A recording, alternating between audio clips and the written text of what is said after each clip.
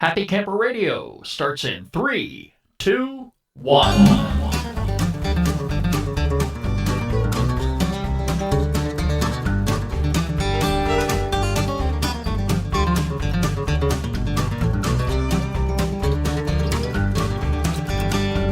Hello everybody, and welcome back once again to the Happy Camper Radio Show, the only place you need to be when you're ready to talk camping. Camping is what we're about. Camping is all we talk about. I'm Skip. I am the Happy Camper, and this week we are at episode 101, and I am not in the studio. If you have been following us on social media this past week, you'll know that the studio is, I want to say, kind of in disarray because we are going through some major, and I mean major, renovations of the Happy Camper Radio studio. This coming week, I am expecting delivery of a brand new sound booth that's going to be installed, and I am really looking forward to it. In fact, Monday is the delivery date. So once it arrives, once we get it set up in the studio, we're probably looking at about a 2 or 3 day window before it's all set up. I will be sharing some pictures of the construction process on Facebook. So if you haven't already logged on to Facebook and liked us there, you can do that right now by going to facebook.com/Happy Camper Radio. I'll be talking a little bit more about the studio process and where we're at in just a little bit. But for right now, I am podcasting from, believe it or not, my back patio. Yes, I am out here. I've got a fire in my patio fireplace that doesn't seem to be doing too well. I'm probably going to have to run up here and poke at it a few times in just a couple of minutes here to get it going. But the tiki torches are out. If you can hear this hissing noise that I have just to the right of me, I brought my Coleman lantern out. Because if I'm not going to be camping and doing the show, I may as well be doing the next best thing to it. Our phone number here at Happy Camper Radio is 404-537-CAMP. You can like us on Facebook, follow us on Twitter at Camp Talker, add us to Circles on Google+, and now you can subscribe to our brand new YouTube channel. Very easy to do. All of our social media icons can be found at one convenient location, and that's our homepage, which is www.happycamperradio.com. It's over on the right-hand side of the page in the sidebar. Take some time to browse around, see what we have to offer, take a look at the pictures, and some of the safety tips and other tips that we have to offer there, too. Let's head over to the shout-out window. I've got some newcomers to the program I want to take a moment or two to recognize. First of all, let's say hello to Chris Huffer of Elkhart, Indiana. He likes us on Facebook. To Travis Poole of Monroe, Washington. John K. Carter. Preston Sierre of Ontario. Melinda Hunter of Iowa. To Victor Maciano of Chicago, Illinois. And Miss Smith of Southern California. They're all following us on Twitter. We want to say hello to Kathy Dawn of Michigan, to the fine folks at survivalshelf.com, RV Living and Travel, Bill Kay, and Fred Kissick. They've added us to Circles this past week on Google+. And finally, to Tim Raleigh, who subscribed to our brand new YouTube channel. Thank you all so very much for joining us. Glad to have you here with us and being a part of this great Happy Camper Radio family. Hey, are you in the market for some new camping equipment?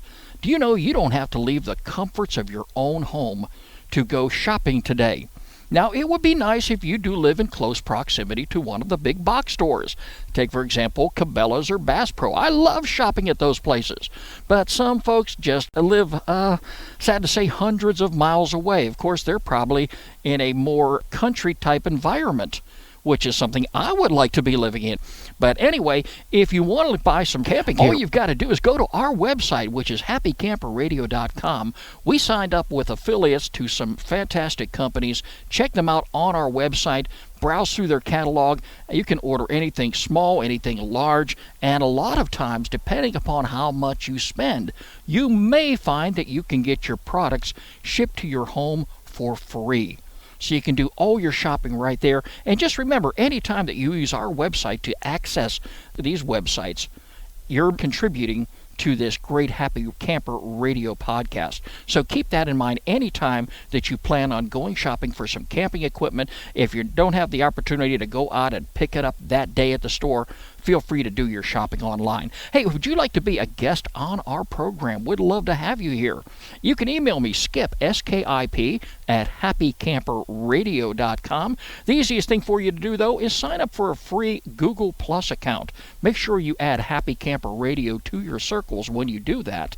And this way, we'll add you back, and from time to time, when we invite guests on the program, you may get an invitation and have an opportunity to chat with me here on the show. Hey, I want to go through today something a little bit different, something I haven't done before, but I think it's really, really important. From time to time, folks will interact with us on Facebook. We get emails here to the show. I love communicating with our listeners, and I make it a point to try to answer every single email, every single post I possibly can.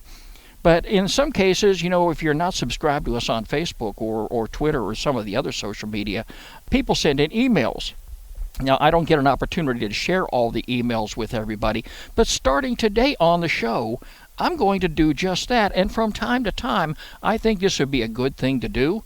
And I'm sitting here watching my fire die out, but that's okay. I'm going to get up here after I get done with the show. It's kind of smoking right now. Fortunately, the smoke is not blowing in my direction.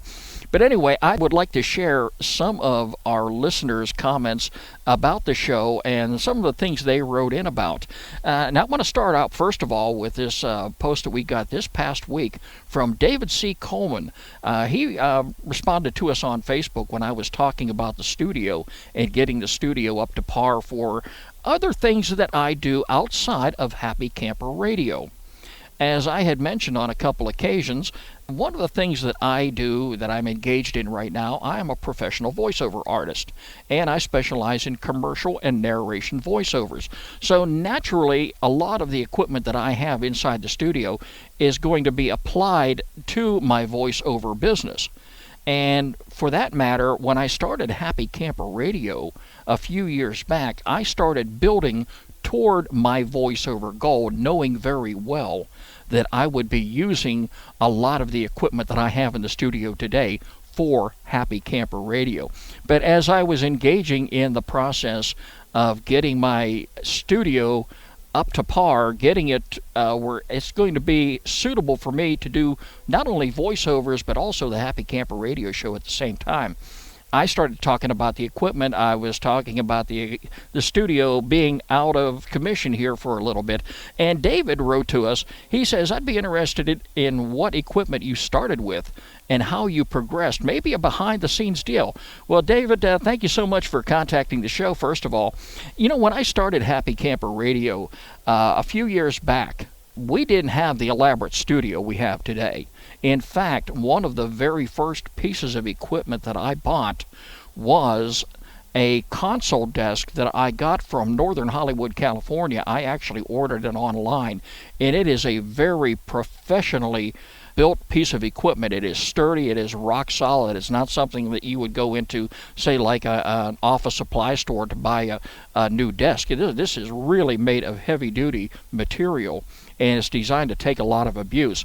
But I went ahead and I bought that. I bought the audio console, which I'm using right now, which is an Allen & Heath ZED14. That's the main console in the studio. And I bought a few other little things. You'd be surprised to know that when I started Happy Camper Radio, it was done from a corner in a bedroom. That's how the show got started. That's how we really got the ball rolling. And of course, we didn't have any acoustics. We were doing the very best we can with the audio and trying to block out a lot of things. We were putting things up on the wall to deal with the acoustics.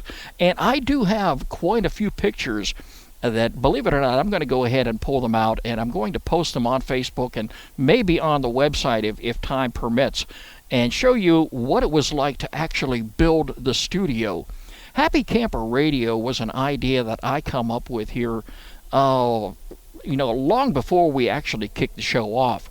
I was sitting there writing on a scratch pad one day, and I had no earthly idea what I was going to call the show. And, of course, the fine young lady of the house, we call her Betty Crocker. Her name is Lori.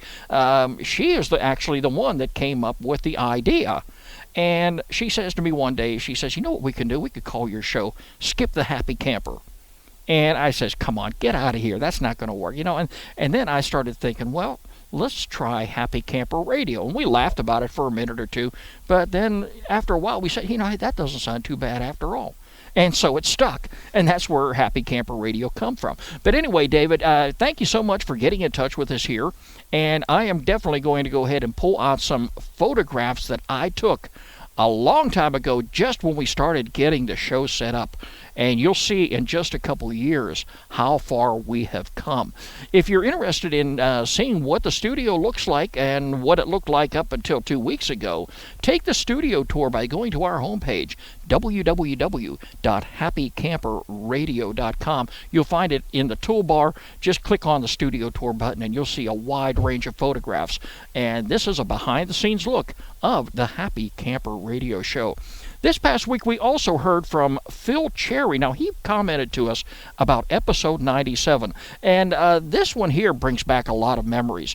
Phil writes to us and says, when we lost power in my house during the snowstorm, I used my camping cook stove to heat water for hot coffee, instant noodles, reheated chili, and oatmeal for breakfast. I used the DIY battery pack I assembled in the fall to recharge the family's cell phone and my sister-in-law's laptop computer.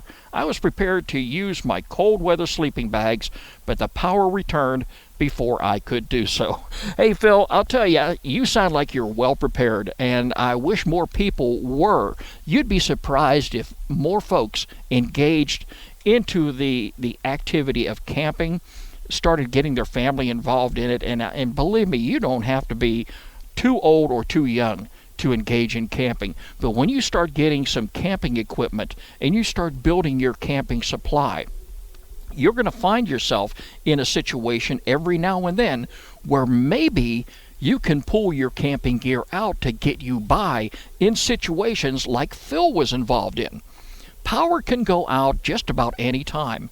We had a nasty storm move here through the area the other day.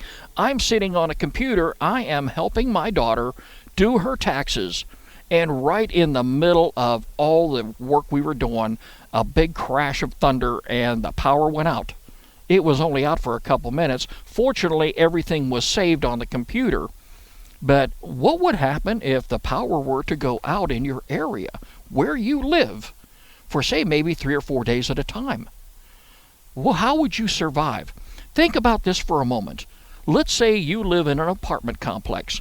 Now, most apartment complexes that I'm familiar with, and I haven't lived in apartments for ages now, but when I did, in fact, when I lived at my old residence, not the one I'm living in now, we had electrical appliances in the kitchen. We had an electric range. We had an electric microwave oven. These are the items that we would use to prepare hot food. It comes not in handy at all when you're in a situation when the power is out, you have no lights, you have no way of preparing food. The last thing you want to have to do is start opening up cans of food from the shelf and start eating things cold. There are ways that you can heat your food, and if you happen to have some camping equipment stored away in the garage, this will be a great opportunity for you to bring them out. I did this before in the past. We had a nasty storm that rolled through this area, I want to say maybe 20 years ago. It's been a long, long time.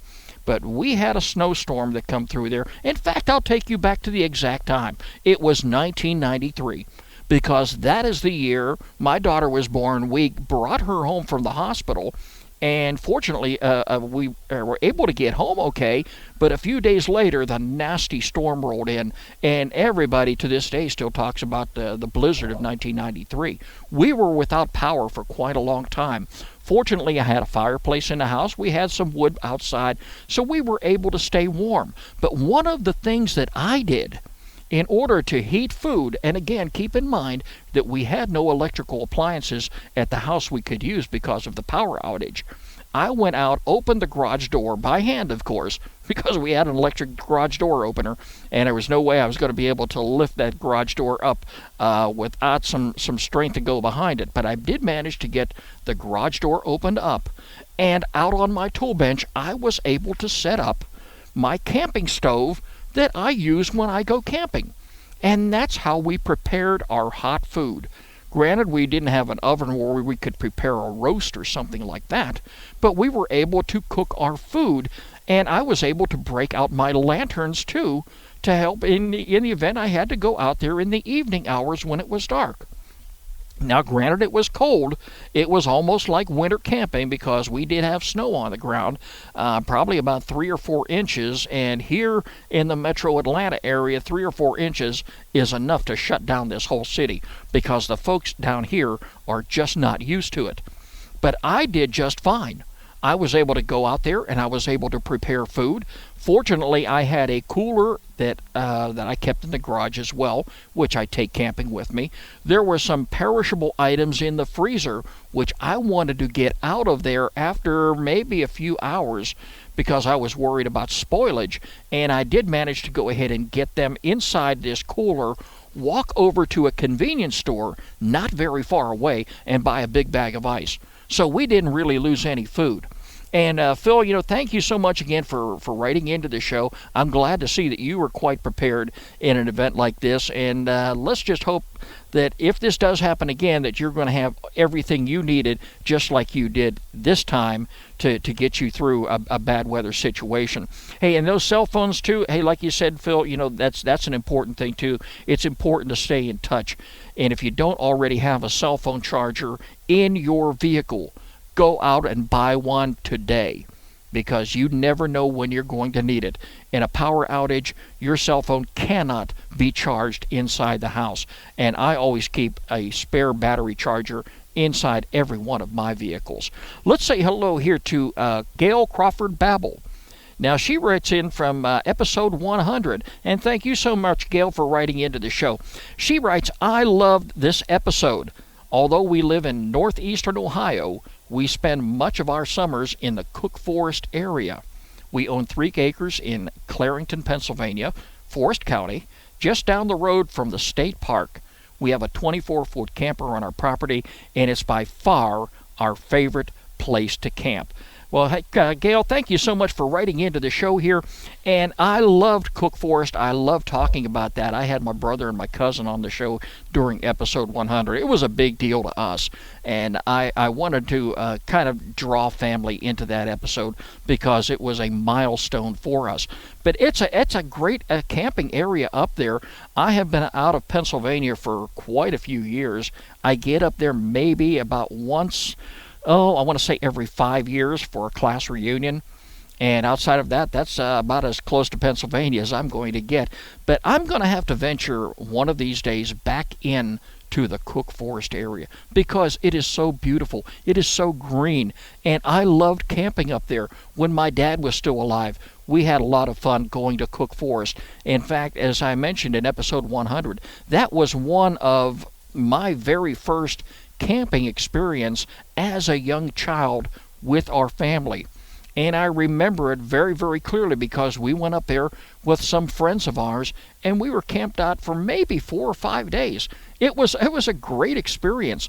And a lot of these campgrounds, folks, that you go to, depending upon how much time that you have in your schedule, you're going to remember some of these, and you're going to want to go back, and you're going to want to take part in another camping episode at that particular campground. You hear me rave all the time about camping up in the North Georgia mountains. It is a place that I have been going to, and friends of ours have been going to for well over 20 years. We try to make it up there about 3 times a year, maybe more. And being the fact that I'm on vacation this week, depending upon how quick that I get the studio put together and the sound booth put in and all the testing that needs to be done, you never know. I may be ready to just get in the truck and take the little 2.5-hour drive up to the North Georgia mountains, if just for a day. Maybe I want to kick around and relax on Lake Chattooga up there and just, see the boats go by. I'm sure this time of the year, early April, We're probably going to see some water activity. I just might go up to the campsite just to browse around for a little bit. It never hurts to go back to some of these places you've been before, because the memories are always going to be there.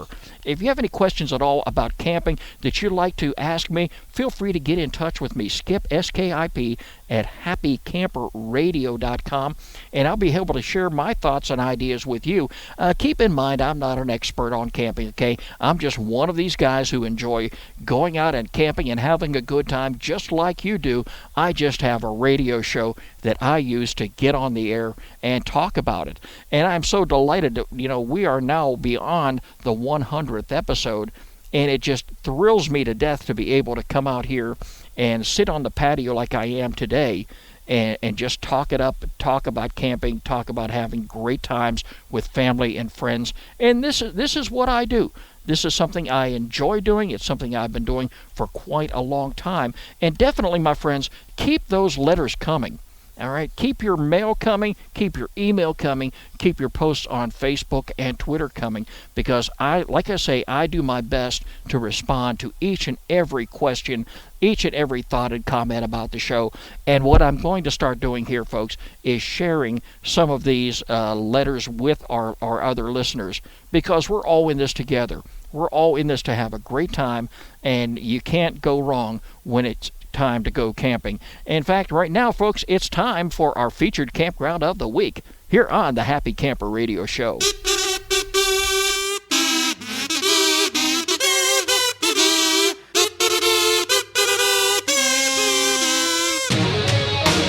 And this week, we are going to visit Shenandoah Lake Group Camp in Virginia.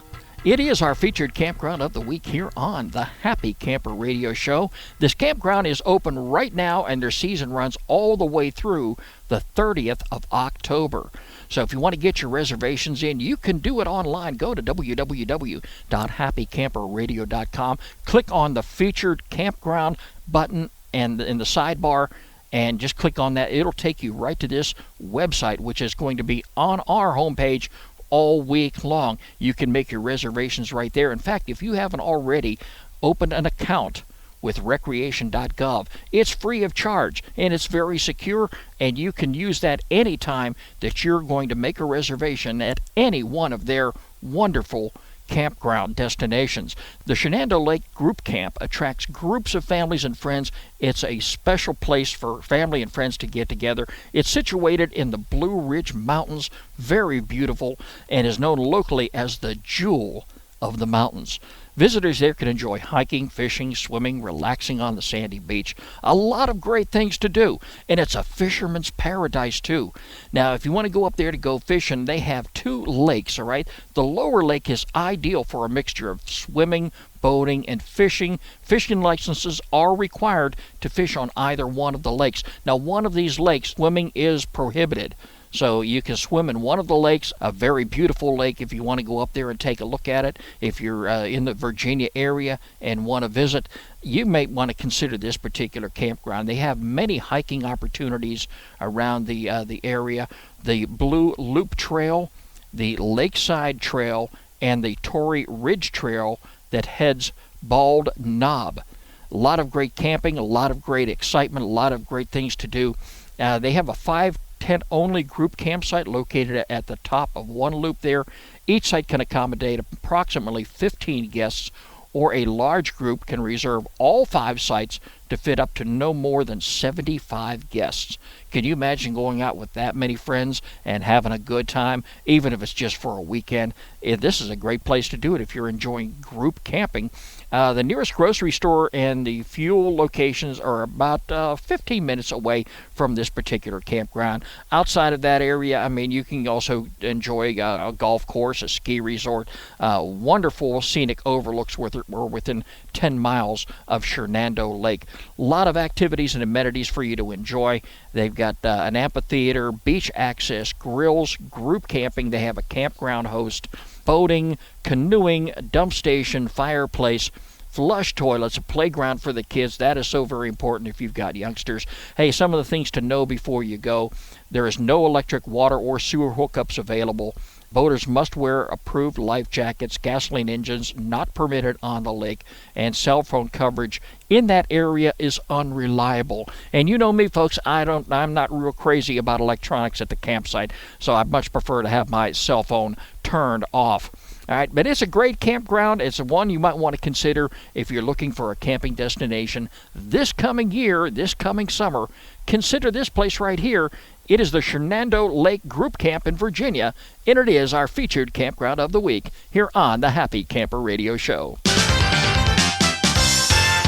And as always, if you have a campground that you would like for us to feature on the program, get in touch with me, Skip, S-K-I-P, at happycamperradio.com. Make sure you include a link to the campground website so that we can feature it on our program. We want to share it with the entire world, too. Hey, folks, that's about going to wrap it up for me. I got to get over here and poke at this fire. You never know. I just might want to fall asleep out here tonight. The weather, the temperature, everything about this night is so good. Of course, I'm not in the studio now. I don't have all the bells and whistles and everything that I normally would have. But if I'm going to be able to do the show away from the studio one day, even if it's just one day, and I'm not at camp, I couldn't think of a better place to do it. Hey, don't forget, you can catch us online anytime at www.happycamperradio.com. You can like us on Facebook, follow us on Twitter at Camp Talker, add us to circles on Google+, and now subscribe to our brand new YouTube channel. The Happy Camper Radio Show is a presentation of Skip Huber Productions. I'm Skip. I am a happy camper, and no question about it, my friends, we are going to make a happy camper out of you. This is Happy Camper Radio.